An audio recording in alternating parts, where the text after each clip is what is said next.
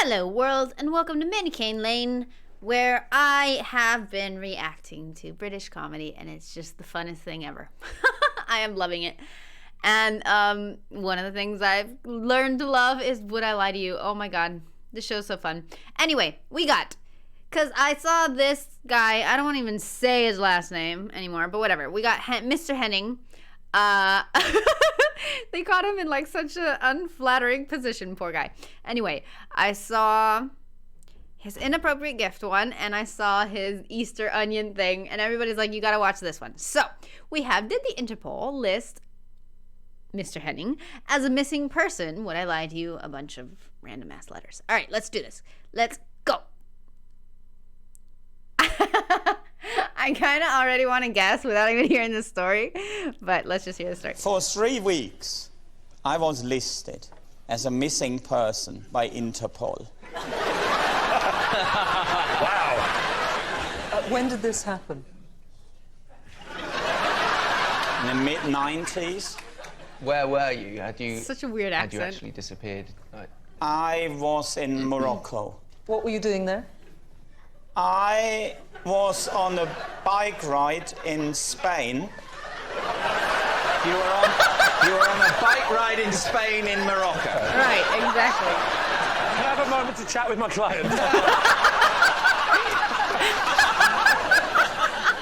What happened was, I met someone in Spain on a train. A Moroccan man. Was this bike ride in Spain happening on the train? It was like, because I know that you get those Spanish bike rides on trains in Morocco. Right. It's probably one of those. No, there was bad weather, and that's why I took the train from the north of Spain to the south of Spain, because apparently, according to the local newspaper, there was better, more agreeable bicycling weather. How did you then get into Morocco, though? That is because I met that Moroccan bloke on the train. Bloke? Which Moroccan bloke? Yeah, does he have a name? I can't quite remember, but it was Mohammed or something. But Mohammed the Moroccan, you met on the train in Spain. He asked me if I wanted to join him to go to Morocco. And then I thought, well, I've never been outside Europe. In for penny, in for pound. So you were picked up by a strange Moroccan on a train and agreed to go back to Morocco with him. What's the worst that can happen? Well... How did you find out that you were on the Interpol list? I realised only once I rang my parents, once I was back in Spain. And I rang my parents, and for them it was like someone found them from beyond the grave. So why didn't you ring your parents from Morocco? Because that man, that Mohammed, You remember Mohammed, don't you? Yeah. He was the man on the train. The Moroccan on the train. Moroccan on the train who invited him back to his house. So and then when I was staying with Mustafa and his family... From what port did you leave Spain, and into which port did you enter Morocco? Good question. Well, we left Spain, if I remember correctly, from Algeciras and went over to Ceuta, which is one of the 2 Spanish enclaves in the north of Morocco. Good answer. I think you just clutched victory from the jaws of defeat. How was it then resolved? How did you end up getting off of the list? Well, hang on a minute, we're jumping ahead here. Yeah. He's allowed to do that, isn't he?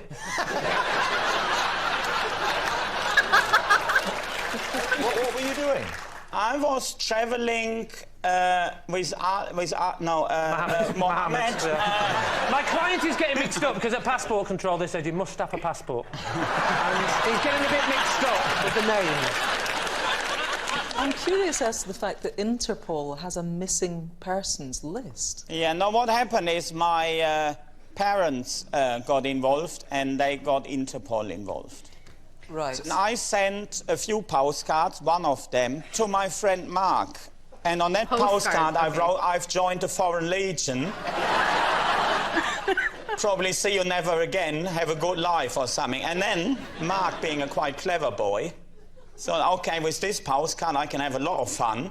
I go round Henning's parents and say them something along the lines of, oh, Herr Wehn, Frau Wehn, you might be interested in this. Sorry, so your friend Mark Yes. used so this weird. postcard to mentally torture your parents.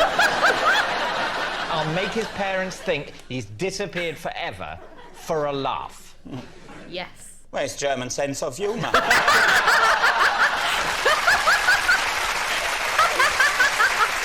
And what do we know about this Moroccan chap who we're calling Mohammed? He hadn't been home for many, many years. And so we couldn't take the boat straight to Morocco. We had to go to one of the Spanish enclaves because he had to collect a suitcase full of books from a cafe in He wants to laugh. I can see it. Why did he have a suitcase full of books? Because someone left them there for him. But why books in a suitcase? Well, it was back in the mid-90s. People were still reading. So he went to a cafe in the Spanish enclave of Morocco Yes. to collect a suitcase which he told you was full of books. Precise. Well, I suppose a friend of his left them there. Yes, but I why? mean, you know what it sometimes is like, isn't it? Like, well, I can't quite think of an example. But if he could, it would be like that. This Interpol list that you were on, can you just elaborate on how your parents got you onto it? Well, they rang the consulate, and they rang all Which sorts consulate? of... The German one. And, Which German consulate? well, the one in Morocco. They And didn't the ring one the in- police, they rang the German consulate in Morocco. Well, that's how you would go about it, wouldn't you? It's I no don't good know. ringing your local Bobby. And what happens then with the list? Do you just... They have to tell Interpol, stop Yeah. looking for Henning. We Yeah, I found him. suppose so, yeah. Well, did they? For all we know, they're still looking for you now. I'm safe!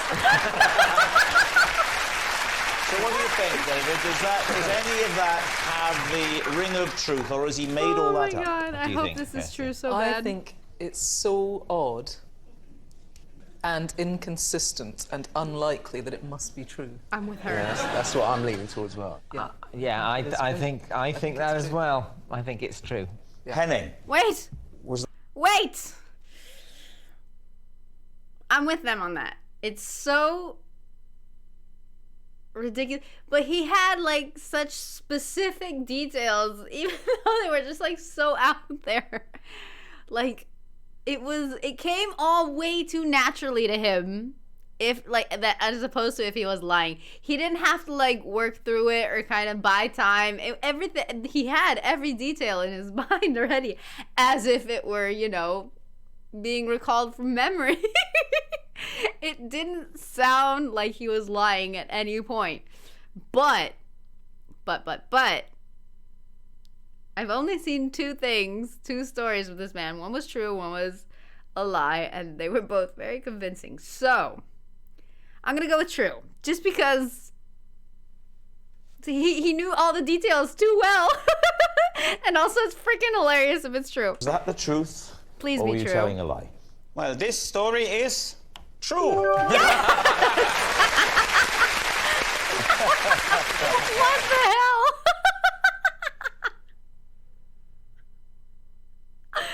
That's amazing. And I love how just casual all of all like the details are. Like, why didn't they call the police? Well, you know.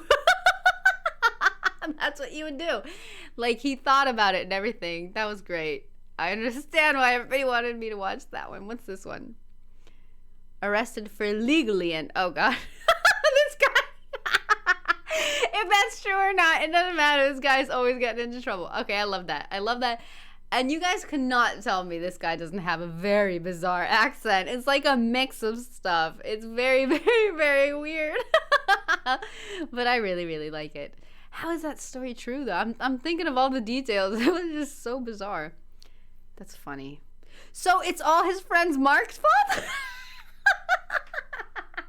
That's amazing, dude. That's hilarious. I'm just kind of processing of everything, and it's just awesome. All right, I enjoy that. I definitely enjoy that. One day I'll learn his name, but today is not that day. Anyway, guys, thank you so much for watching. I really hope you enjoyed. I enjoyed, and this is freaking funny as hell. So, I mean, I can't imagine anyone watching that and not enjoying. I can see people watching me and not enjoying, but not that, okay? So, you had to have enjoyed this to some degree. Anyway, rambling and words and stuff and goodbyes. So, I'm gonna bounce. Before I start ranting about food or something. Food is very important, people. Anyway, guys, whatever you're off to do, have a great one. You guys changed your time, so this is coming out an hour earlier for everybody. I don't know. I kept my time because daylight savings isn't a thing here, so I just kept my time. So, like most of you would most likely watch this in the daytime. So, those of you that do, I hope you have a fabulous rest of the day. And those of you that don't, have a fabulous night and then a fabulous tomorrow. Just live fabulously, people. That's all I want. That's all I wish. What more could I ask? I just want you all to be happy and healthy. That's important. That's an important part of happiness as well. See, I'm rambling, guys. Bye. I'm bouncing. Bye.